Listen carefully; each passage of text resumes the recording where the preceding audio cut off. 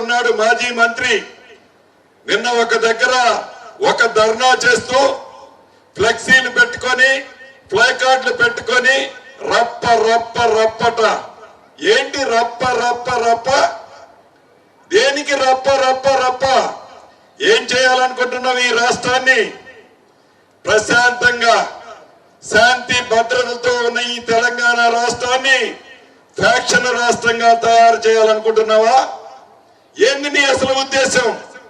ఏమి పేదోడికి ఇబ్బంది అయిందని రప్ప రప్ప రప్పండి, టింగ్ టింగ్ టింగ్ న డబ్బులు పడుతున్నందుక రప్ప రప్ప? కాబట్టి శాంతి భద్రతల్ని కాపాడే దాంట్లో ఈ ప్రభుత్వానికి చిత్తశుద్ధి ఉంది.